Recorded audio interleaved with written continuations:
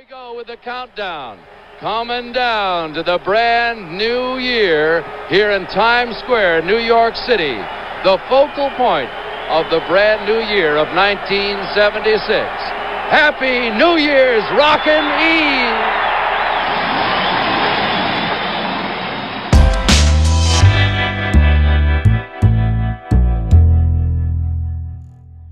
« 1er janvier 1976. Cela fait maintenant plusieurs mois, selon la chronologie défendue par les témoins de Jéhovah, que les 6000 ans d'histoire humaine se sont achevés.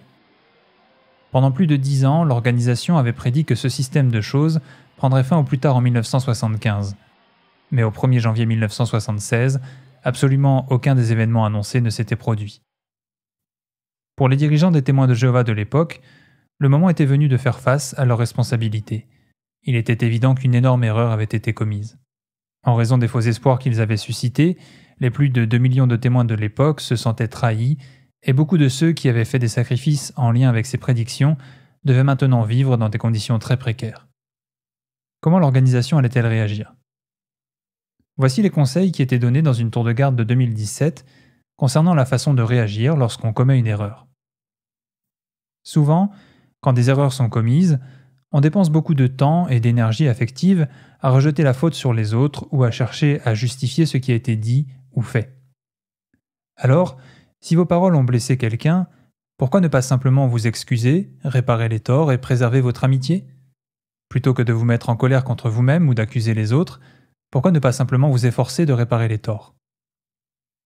Étant donné les dégâts considérables engendrés par ces prédictions concernant 1975, il aurait effectivement semblé logique et raisonnable que l'organisation présente humblement ses excuses et s'efforce de réparer les torts. Cependant, les faits montrent que ce ne fut pas exactement le cas. Au début des années 60, avant que ne soit publié le livre Liberté, l'organisation était en pleine stagnation et enregistrait les taux d'accroissement les plus bas de son histoire. Cependant, après 1966, lorsque la fin fut annoncée pour 1975, un accroissement phénoménal se produisit. Jusqu'au milieu des années 70, les taux d'accroissement retrouvèrent les niveaux atteints dans les années 50 et le nombre total de proclamateurs passa de 1 à 2 millions. Les chiffres étaient impressionnants avec par exemple près de 600 000 baptêmes au total entre 1974 et 1975. L'organisation n'hésita pas à expliquer qu'incontestablement, c'était Dieu qui faisait prospérer cette œuvre. Il était pourtant évident que toutes ces personnes devenaient témoins avant tout en raison de ce qui était annoncé pour 1975, alors même que ces prédictions reposaient sur des calculs chronologiques particulièrement hasardeux. Pour effectuer le calcul chronologique menant à 1975, il était nécessaire de connaître le point de départ du 7e jour, au jour de repos de Dieu. Selon la Bible, ce jour commence après la création de la première femme Ève. Mais en quelle année Ève a-t-elle été créée ?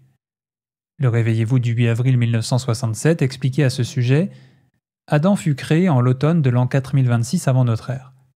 Ève a vraisemblablement été créée dans la même année, aussitôt après a commencé le jour du repos de Dieu.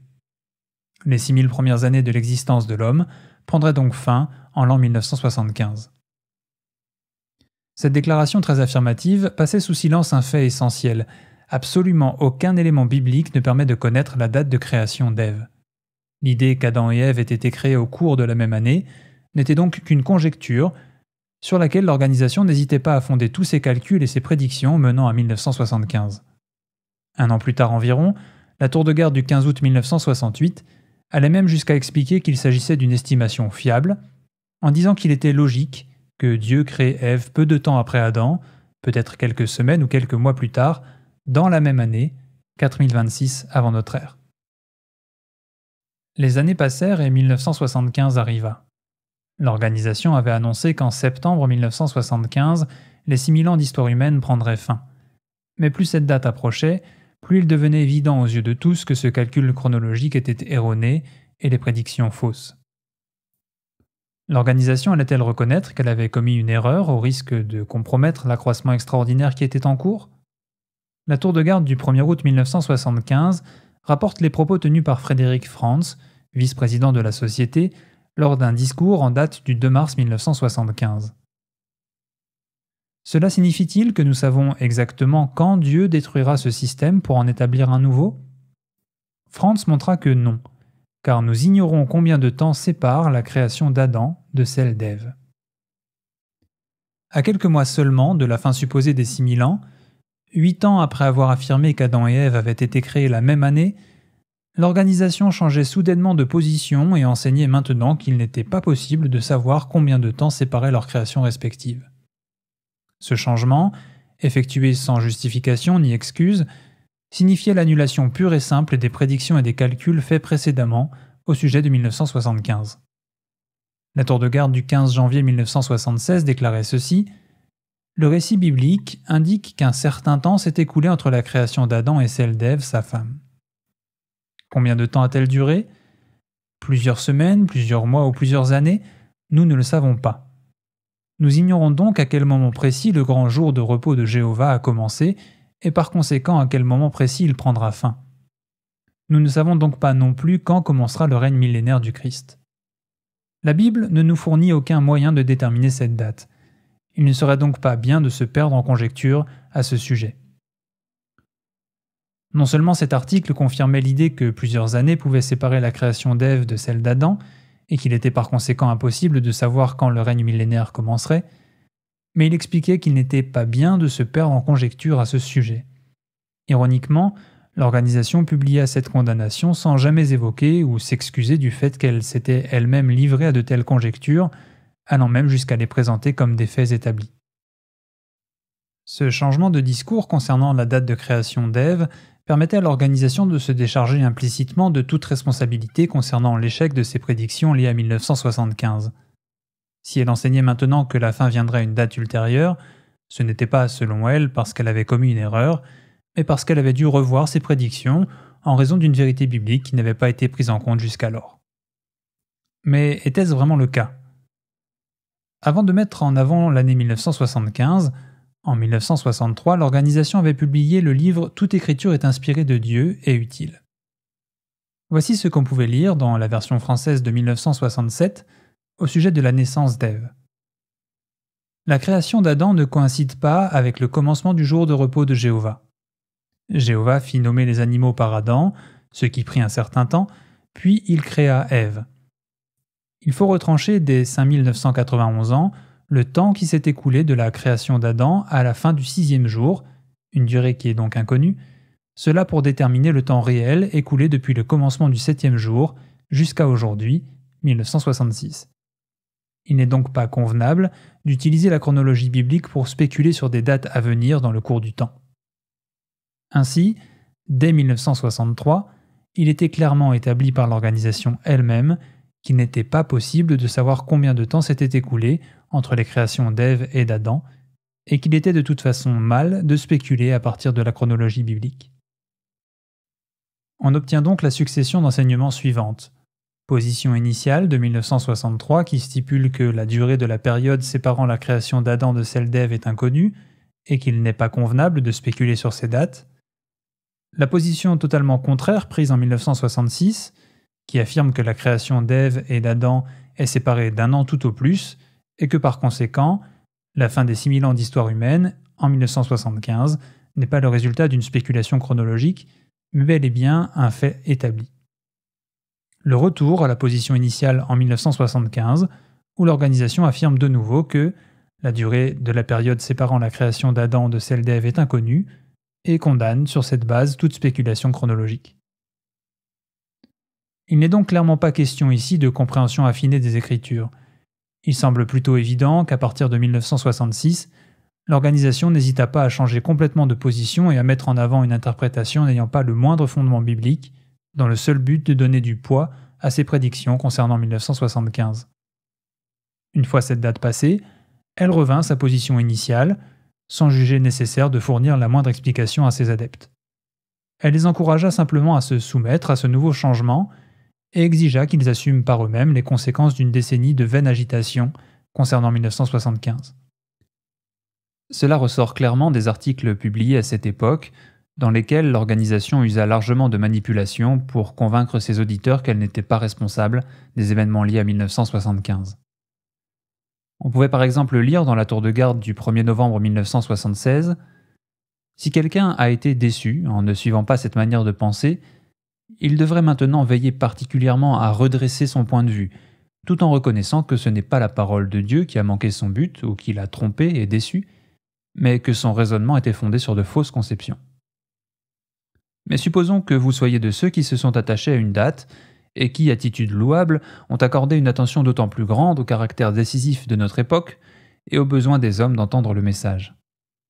Supposons encore que maintenant vous soyez un peu déçus, peut-être temporairement. Êtes-vous vraiment perdant? Avez-vous subi un tort? À notre avis, vous pouvez dire que vous avez gagné quelque chose, que vous avez retiré des bienfaits de votre attitude consciencieuse. En outre, vous avez pu développer un point de vue réellement mûr et plus raisonnable. Il était tout bonnement demandé aux témoins de se montrer reconnaissants d'avoir été manipulés et trompés. Ils n'avaient pas de raison de se plaindre puisque, selon l'avis de ceux qui dirigeaient l'organisation, ils n'avaient pas subi de tort. Au contraire, ils avaient même gagné quelque chose. Si l'avis de l'organisation n'était pas suffisant pour convaincre les témoins que l'échec des prédictions concernant 1975 n'était pas un problème, l'article contenait d'autres arguments plus culpabilisateurs. Servons-nous Jéhovah Dieu parce que nous l'aimons et parce que nous avons parfaitement confiance en lui et en ses paroles? Ou bien nous lassons-nous de faire ce qui est excellent, parce que nous avions en vue une certaine date, avant tout dans l'espoir d'obtenir un soulagement pour nous-mêmes, sans nous soucier beaucoup de la vie de nos semblables? En posant ces deux questions, l'organisation cherche à détourner l'attention de ses lecteurs. Plutôt que d'assumer ses actes, elle visait à discréditer ceux qui osaient lui faire des reproches, en sous-entendant que ces personnes avaient des motivations égoïstes. Par ses propos, elle instillait l'idée que ceux qui continuaient à parler de l'échec de 1975 étaient des personnes qui manquaient de confiance et d'amour pour Dieu, des sans-cœurs qui auraient préféré que leurs semblables meurent pour pouvoir entrer plus rapidement dans le paradis. Ce qui était louable quelques mois plus tôt était devenu condamnable. Sommes-nous reconnaissants pour tous les bienfaits que nous recevons de Jéhovah et qui résultent de notre fréquentation de son peuple? Ce que nous avons appris ne nous a-t-il pas aidé à mieux diriger notre famille? N'aimons-nous pas les nombreux amis sincères que nous nous sommes faits grâce à la connaissance de la vérité? Le sujet est une nouvelle fois détourné. Si un témoin continue à parler de 1975, c'est qu'il n'était pas reconnaissant et qu'il ne se rendait pas compte de tout ce qu'il devait à l'organisation. Il reste cependant à savoir en quoi le fait d'avoir une famille unie et des amis sincères justifie de ne pas avoir à se soucier des fausses prédictions faites par l'organisation. Comble de l'hypocrisie, l'article poursuivait « Il est possible que certains serviteurs de Dieu aient organisé leur vie en fonction d'un point de vue erroné, c'est-à-dire en fonction de ce qui devait arriver à une certaine date ou année. Pour cette raison, ils ont peut-être négligé ou remis à plus tard des choses qu'ils auraient faites en d'autres temps. Mais en s'imaginant que la chronologie révèle la date précise de la fin, ils n'ont pas compris la véritable signification des avertissements bibliques concernant la fin du présent système de choses. » La seule mention d'une erreur dans cet article se trouve dans ce paragraphe. Il est extrêmement clair que, par ses propos, l'organisation cherchait à se dégager de toute responsabilité et à amener chacun de ses membres à s'estimer personnellement responsable de ses espoirs concernant 1975. Un peu plus loin, l'organisation abordait brièvement les problèmes matériels et humains causés par les prédictions faites pour 1975. Ici encore, elle rejetait toute responsabilité et accusait même ses membres d'avoir adopté un état d'esprit non conforme aux propos de Jésus. Jésus voulait-il dire que nous devrions arranger nos affaires profanes et notre budget de manière à avoir tout juste assez de ressources pour arriver à une certaine date que nous croyons devoir être celle de la fin? Si notre maison a besoin de sérieuses réparations, devrions-nous négliger de les faire sous prétexte qu'elle ne nous sera utile que quelques mois encore? Si un membre de notre famille a besoin de suivre un traitement médical, dirons-nous « À quoi bon? Le nouveau système de choses est si proche maintenant ?» Ce n'est pas l'attitude d'esprit que conseillait Jésus. Il est donc clair que l'organisation ne comptait pas assumer financièrement les problèmes liés à l'échec de 1975.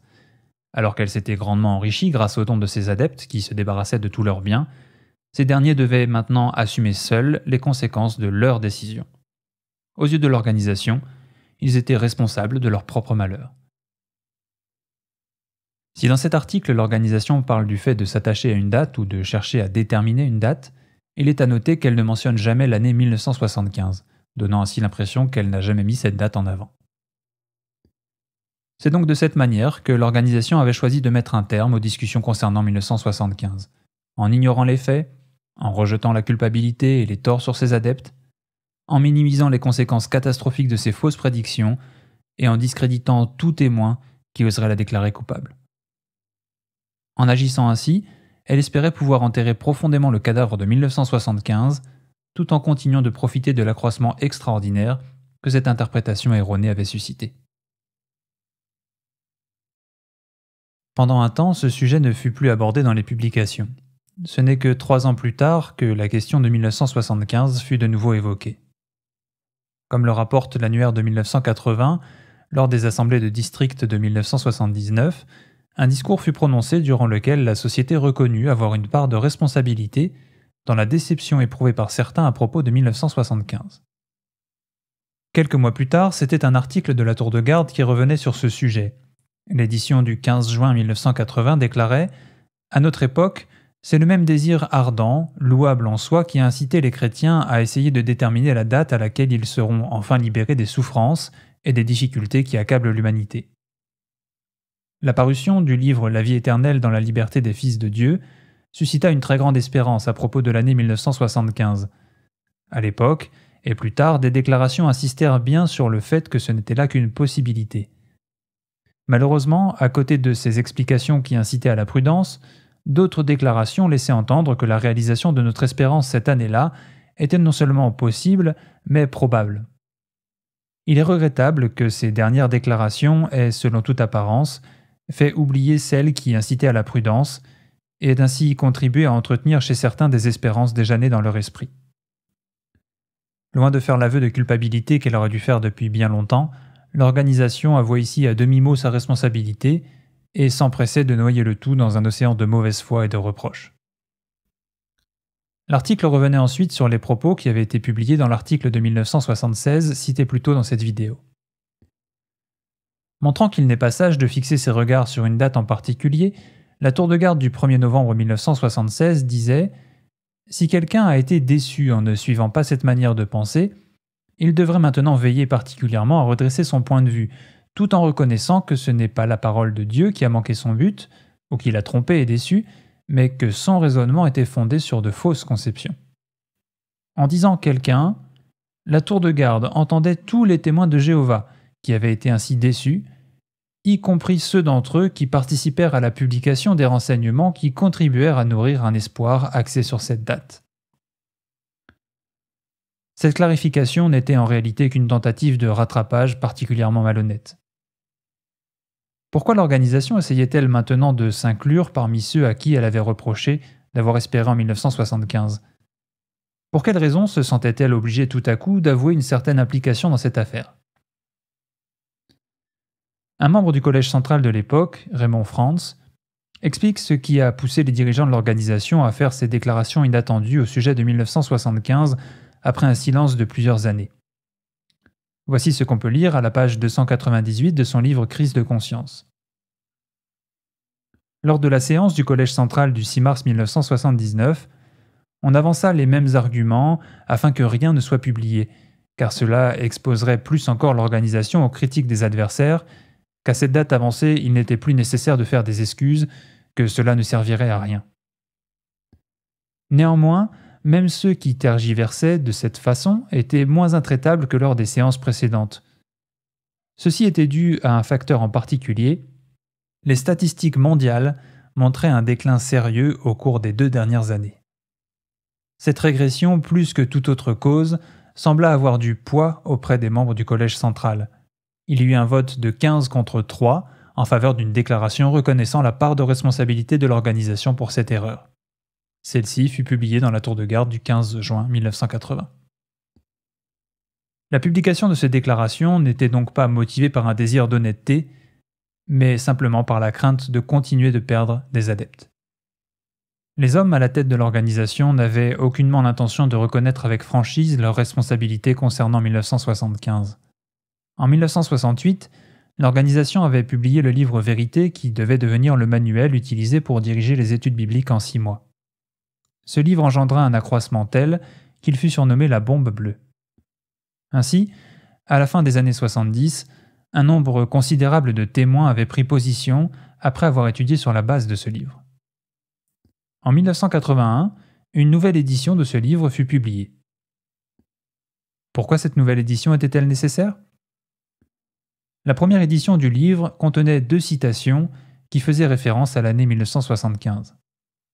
La première se trouvait à la page 9 et citait les propos d'un ancien secrétaire d'État américain qui, en 1960, affirmait que dans 15 ans, le monde serait devenu trop dangereux pour que l'on puisse y vivre.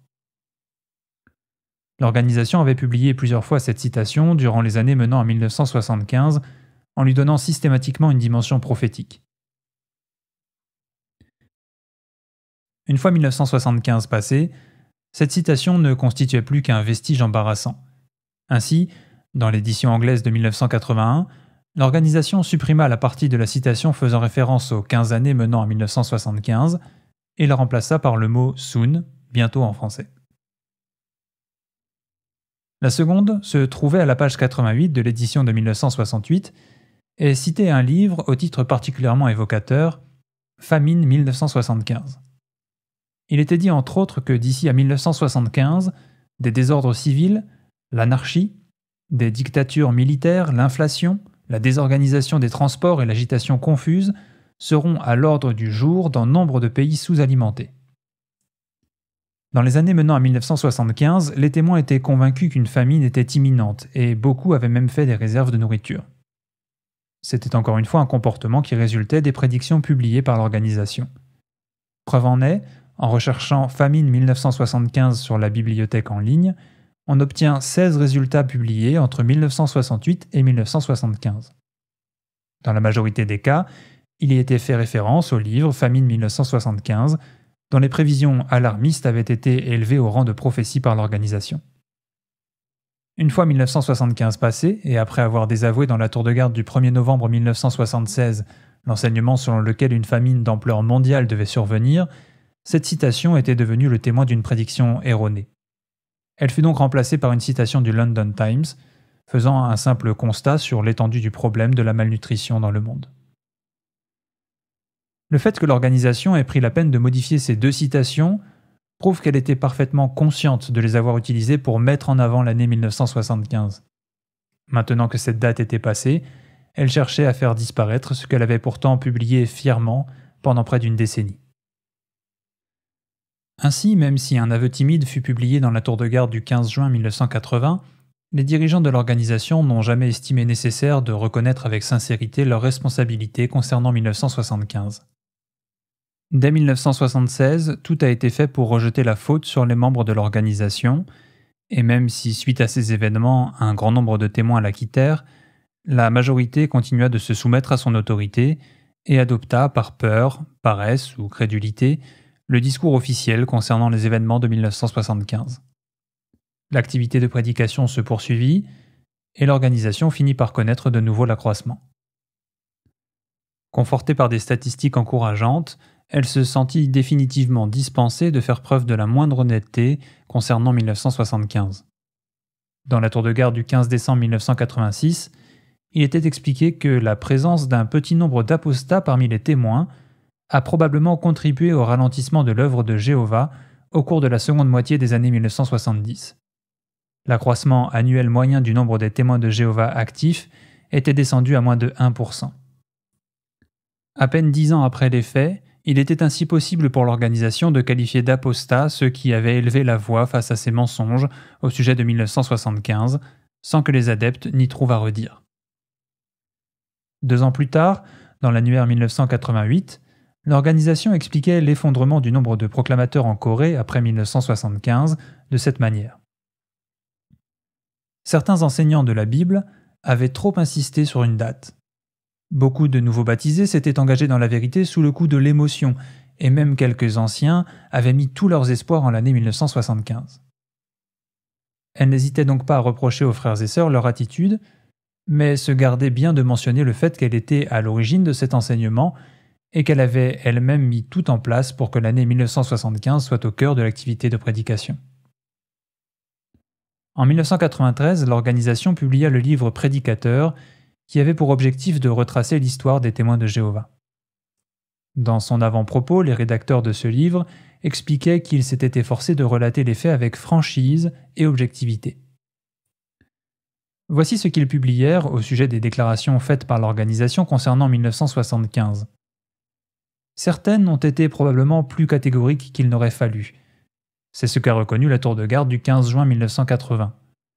Mais par ailleurs, les témoins de Jéhovah ont reçu le conseil de se concentrer surtout à faire la volonté de Jéhovah et de ne pas se tracasser pour des dates ou par l'attente d'un salut imminent. À la fin du paragraphe, une note renvoie vers différents articles censés démontrer que l'organisation avait incité à la prudence. Si la lecture de l'article publié en 1968 permet clairement d'en douter, les deux autres, publiés respectivement en 1974 et 1975, témoignent bien au contraire de la manière dont l'organisation s'est débarrassée du problème, alors que 1975 étant presque passé, rien de ce qu'elle avait annoncé ne s'était produit. La note conclut en citant le livre Toute Écriture, paru en 1963, qui stipulait qu'il n'était pas convenable de faire des spéculations sur la base de la chronologie biblique. C'est la même citation qui a été évoquée plus tôt dans cette vidéo. Le livre Prédicateur passait ainsi sous silence le fait que l'organisation avait publié des déclarations complètement contraires à cela entre 1966 et 1975. Alors que les rédacteurs de ce livre avaient certainement eux-mêmes adhéré et défendu les enseignements liés à 1975 à l'époque, et connaissaient donc bien la réalité des faits, il est difficile de voir en quoi cette version des événements peut être qualifiée de franche et objective. L'annuaire de 1995 enfonçait le clou en expliquant les choses ainsi. L'année 1975 et sa signification éventuelle dans l'accomplissement des desseins de Jéhovah avaient éveillé de grands espoirs. Certains étaient convaincus qu'à cette date, le vieux système serait détruit et le monde nouveau établi par Dieu. Aussi, comme leurs espérances n'ont pas été comblées, quelques-uns ont cessé de servir Dieu, d'autres sont devenus apostats. Plus les années passaient, plus l'organisation passait sous silence le rôle qu'elle avait pu jouer dans cette affaire. L'idée que ceux qui avaient cru en 1975 avaient développé cette croyance sans que l'organisation ne soit jamais allée dans leur sens était maintenant acquise. Ceux qui osaient prétendre qu'il en était autrement étaient considérés par tous comme des opposants malhonnêtes, calomniant une organisation innocente. Cette vision des choses, 50 ans après, est si bien ancrée chez les témoins qu'en 2017, l'organisation pouvait sans problème parler des événements menant à 1975 comme d'une épreuve. On a été confronté à une autre épreuve. Vous savez, à l'époque, certains pensaient que la fin de ce système de choses arriverait à une certaine date. Loin d'assumer ses responsabilités, l'organisation présente donc aujourd'hui les événements liés à 1975 comme le résultat de l'égarement de certains frères et sœurs qui avaient semé le trouble au sein des congrégations en mettant en avant des idées opposées à la Bible. En adoptant une telle attitude, l'organisation agit de manière contraire aux principes du Dieu qu'elle prétend représenter et des conseils qu'elle donne dans ses propres publications. La tour de garde du 1er décembre 1988 citait une mise en garde faite par le frère Jack Redford. Refuser de reconnaître ses erreurs revient à se prétendre infaillible. La voie de la sagesse consiste à reconnaître nos torts. Quelles conséquences attend ceux qui ne suivent pas ce conseil ? Il poursuit : personne ne peut conserver le respect d'autrui s'il soutient qu'il a raison, quand il est manifestement dans son tort. Comment peut-on faire confiance en quelqu'un dont on sait qu'il pourrait même trahir la vérité à seule fin de paraître avoir raison ? C'est certainement une question qui se pose lorsqu'on se rend compte de la façon dont l'organisation a agi suite à l'échec de ses prédictions concernant 1975.